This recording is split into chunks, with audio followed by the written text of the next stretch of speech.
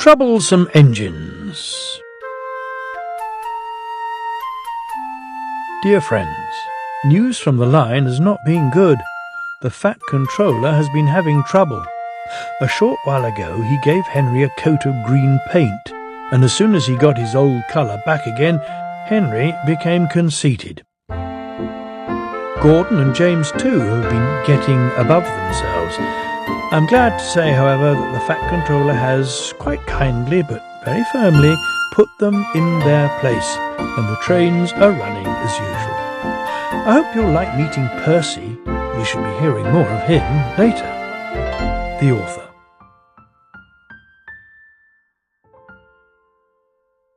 Henry and Gordon were lonely when Thomas left the yard to run his branch line. They missed him very much. They had more work to do. They couldn't wait in the shed till it was time and find their coaches at the platform. They had to fetch them. They didn't like that. Edward sometimes did odd jobs, and so did James. But James soon started grumbling too. The fat controller kindly gave Henry and Gordon new coats of paint. Henry chose green, but they still grumbled dreadfully. "We get no rest, we get no rest," they complained as they clanked about the yard, but the coaches only laughed. "You're lazy and slack, you're lazy and slack," they answered in their quiet, rude way. But when a circus came to town, the engines forgot they were tired. They all wanted to shunt the special trucks and coaches. They were dreadfully jealous of James when the fat controller told him to pull the train when the circus went away. However, they soon forgot about the animals as they had plenty of work to do. One morning, Henry was told to take some workmen to a tunnel which was blocked. He grumbled away to find 2 trucks to carry the workmen and their tools. "Pushing trucks, he muttered in a sulky sort of way. They stopped outside the tunnel and tried to look through it. But it was quite dark. No daylight shone from the other end. The workmen took their tools and went inside.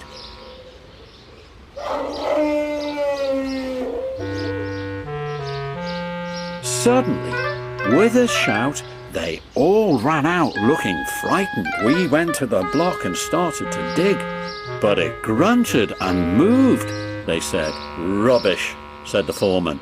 "It's not rubbish. It's big and alive. We're not going in there again." "Right," said the foreman. "I'll ride in a truck and Henry shall push it out." "Wheesh," said Henry unhappily. He hated tunnels. He had been shut up in one once. But this was worse. Something big and alive was inside. "I don't want to go in." "Neither do I," said his driver. "But we must clear the line." "Oh dear," puffed Henry as they slowly advanced into the darkness.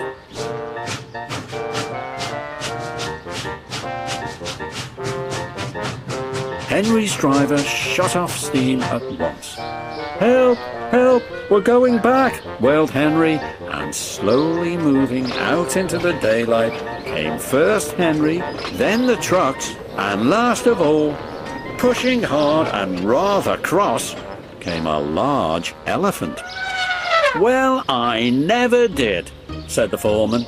"It's an elephant from the circus." They gave him some sandwiches and cake, so he forgot he was cross and remembered he was hungry. He drank 3 buckets of water without stopping and was just going to drink another when Henry let off steam. The elephant jumped and squirted the water over Henry by mistake. Poor Henry. When the keeper came, the workmen rode home happily in the trucks, laughing at their adventure. But Henry was very cross. "An elephant pushed me, an elephant hooshed me," he hissed. He was sulky all day, and his coaches had an uncomfortable time. In the shed, he told Gordon and James about the elephant.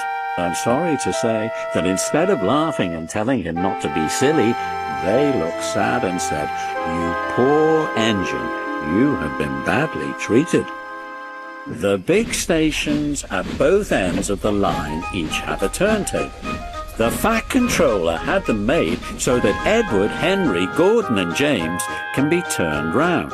It is dangerous for tender engines to go fast backwards. Tank engines like Thomas don't need turntables. They can go just as well backwards as forwards. But if you had heard Gordon talking a short while ago, you would have thought that the Fat Controller had given him a tender just to show how important he was. "You don't understand, little Thomas," said Gordon. "We tender engines have a position to keep up. You haven't a tender, and that makes a difference. It doesn't matter where you go, but we are important.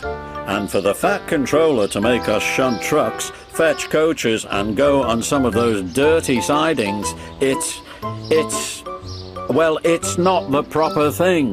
And Gordon puffed away in a dignified manner. Thomas chuckled and went off with Annie and Clarabel. Arrived at the terminus, Gordon waited till all the passengers had got out. Then, groaning and grumbling, he shunted the coaches to another platform. "Disgraceful, disgraceful," he hissed as he ran backwards to the turntable. The turntable was in a windy place close to the sea. It was only just big enough for Gordon, and if he was not on it just right, he put it out of balance and made it difficult to turn. Today, Gordon was in a bad temper, and the wind was blowing fiercely. His driver tried to make him stop in the right place. Backwards and forwards they went, but Gordon wasn't trying. At last, Gordon's driver gave it up. The fireman tried to turn the handle, but Gordon's weight and the strong wind prevented him. The driver, some plate layers, and the fireman all tried together. "It's no good," they said at last, mopping their faces. "Your tender upsets the balance. If you were a nice tank engine, you'd be all right. Now you'll have to pull the next train backwards." Gordon came to the platform. Some little boys shouted, "Come on, quick! There's a new tank engine." "What a swizz!" they said when they came near. "It's only Gordon back to front." Gordon hissed emotionally. "Hello," called Thomas. "Playing tank engines, sensible engine.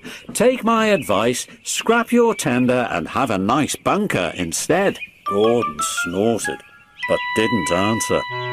Even James laughed when he saw him.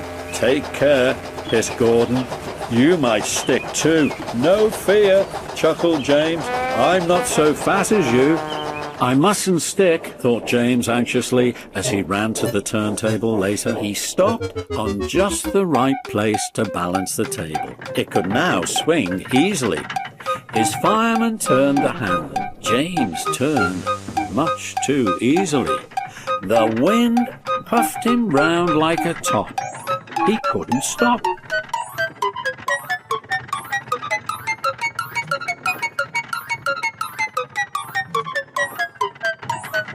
At last the wind died down and James stopped turning, but not before Gordon, who had been turned on the loop line, had seen him. "Well, well," he said, "are you playing roundabouts?" Poor James, feeling quite giddy, rolled off to the shed without a word.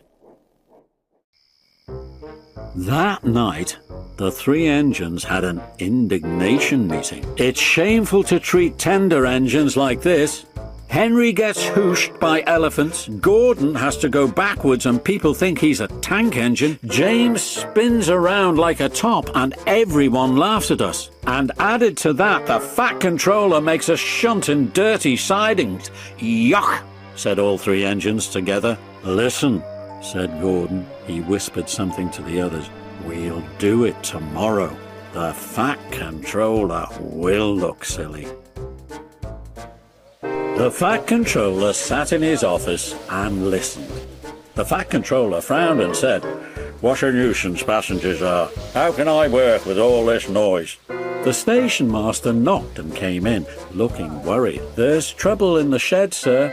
Henry is sulking. There is no train, and the passengers are saying this is a bad railway." "Indeed," said the Fat Controller. "We cannot allow that. Will you quieten the passengers, please? I will go and speak to Henry." He found Henry, Gordon and James looking sulky. "Come along, Henry," he said. "It is time your train was ready." "Henry's not going," said Gordon rudely. "We won't shunt like common tank engines. We are important tender engines. You fetch our coaches and we will pull them. Tender engines don't shunt." And all three engines let off steam in a cheeky way. "Oh, indeed," said the Fat Controller severely. "We'll see about that. Engines on my railway do as they're told." He hurried away, climbed into his car and drove to find Edward. "The yard has never been the same since Thomas left," he thought sadly.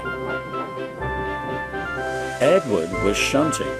"Leave those trucks, please, Edward. I want you to push coaches for me in the yard." "Thank you, sir. That will be a nice change." "That's a good engine," said the Fat Controller kindly. "Off you go, then."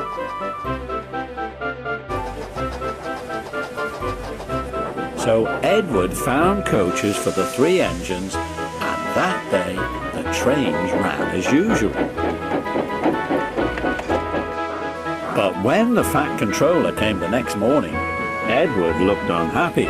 Gordon came clanking past, hissing rudely. "Bless me," said the Fat Controller. "What a noise!" "They all hiss me, sir," answered Edward sadly. "They say tender engines don't shunt, and last night they said I had black wheels. I haven't, have I, sir?" "No, Edward, you have nice blue ones, and I'm proud of you. Tender engines do shunt, but all the same, you'd be happier in your own yard. We need a tank engine here." He went to an engine workshop, and they showed him all sorts of tank engines. There were big ones and little ones. Some looked happy, some looked at him anxiously, hoping he would choose them. At last he saw a smart little green engine with 4 wheels. "That's the one," he thought. "If I choose you, will you work hard?" "Oh, sir, yes, sir." "That's a good engine. I'll call you Percy." "Yes, sir. Thank you, sir," said Percy happily. So he bought Percy and drove him back to the yard. "Edward," he called, "here's Percy. Will you show him everything?" Percy soon learned what he had to do, and they had a happy afternoon. Once Henry came by hissing as usual. "Wheesh!" said Percy suddenly. Henry jumped and ran back to the shed. "How beautifully you wheeshed him," laughed Edward. "I can't wheesh like that."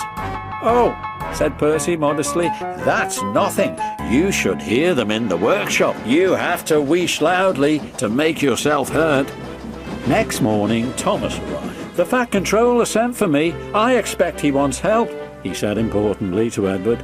"Shh, shh. Here he comes." "Well, John Thomas, you've been quick. Listen, Henry, Gordon and James are sulking. They say they won't shunt like common tank engines. So I have shut them up, and I want you both to run the line." "Common tank engines indeed," snorted Thomas. "We'll show them. And Percy here will help too," said the Fat Controller. "Oh, sir, yes, sir, please, sir," answered Percy excitedly. Edward and Thomas worked the line. Starting at opposite ends, they pulled the trains, whistling cheerfully to each other as they passed. Percy sometimes puffed along the branch line. Thomas was anxious, but both driver and guard promised to take care of Annie and Clara. There were fewer trains, but the passengers didn't mind. They knew the 3 other engines were having a lesson. Henry, Gordon and James stayed shut in the shed and were cold, lonely and miserable. They wished now they hadn't been so silly. Henry, Gordon and James were shut up for several days. At last, the Fat Controller opened the shed. "I hope you are sorry," he said sternly, "and understand you are not so important after all. Thomas, Edward and Percy have worked the line very nicely. They need a change, and I will let you out if you promise to be good." "Yes, sir," said the 3 engines. "We will." "That's right, but please remember that this no shunting nonsense must stop." He told Edward, Thomas and Percy that they could go and play on the branch line for a few days. They ran off happily and found Annie and Clarabel at the junction. The 2 coaches were so pleased to see Thomas again, and he took them for a run at once. Edward and Percy played with trucks. "Stop! Stop! Stop!" screamed the trucks as they were pushed into the proper siding. But the 2 engines laughed and went on shunting till the trucks were tidily arranged. Next, Edward took some empty trucks to the quarry, and Percy was left alone. Percy didn't mind that a bit. He liked watching trains and being cheeky to the engines. "Hurry, hurry, hurry!" he would call to them. Gordon, Henry and James got very cross. After a while, he took some trucks over the main line to another siding. When they were tidy, he ran on to the main line again and waited for the signalman to set the point so that he could cross back to the yard. Edward had warned Percy, "Be careful on the main line. Whistle to tell the signalman you are there." But Percy didn't remember to whistle, and the signalman was so busy and forgot Percy. Bells rang in the signal box. The man answered, saying the line was clear, and set the signals for the next train. Percy waited and waited. The points were still against him. He looked along the main line. "Peep, peep!" he whistled in horror, for rushing straight towards him was Gordon with the express. "Poop, poop, poop, poop!" whistled Gordon. His driver shut off steam and applied the brakes. Percy's driver turned on full steam. "Back, Percy! Back!" he urged, but Percy's wheels wouldn't turn quickly. Gordon was coming so fast that it seemed he couldn't stop. With shut eyes, Percy waited for the crash. His driver and fireman jumped out. "Ooh! Groaned Gordon. "Get out of my way!" Percy opened his eyes. Gordon had stopped with Percy's buffers a few inches from his own, but Percy had begun to move. "I won't stay here, I'll run away," he puffed. He went through Edward's station whistling loudly and was so frightened that he ran right up Gordon's hill without stopping. He was tired then and wanted to stop, but he couldn't. He had no driver to shut off steam and to apply the brakes. "I shall have to run till my wheels wear out," he thought sadly. "Oh dear, I want to stop, I want to stop," he puffed in a tired sort of way. He passed another signal box. "I know just what you want, little Percy," called the man kindly. He set the points, and Percy puffed wearily on to a nice empty siding, ending in a big bank of earth. Percy was too tired now to care where he went. "I want to stop, I want to stop, I have stopped," he puffed thankfully as his bunker buried itself in the bank. "Never mind, Percy," said the workmen as they dug him out. "You shall have a drink and some coal, and then you'll feel better." Presently Gordon arrived. "Well done, Percy. You started so quickly that you stopped a nasty accident." "I'm sorry I was cheeky," said Percy. "You were clever to stop." Percy now works in the yard and finds coaches for the trains. He is still cheeky because he is that sort of engine, but he is always most careful when he goes on the main line.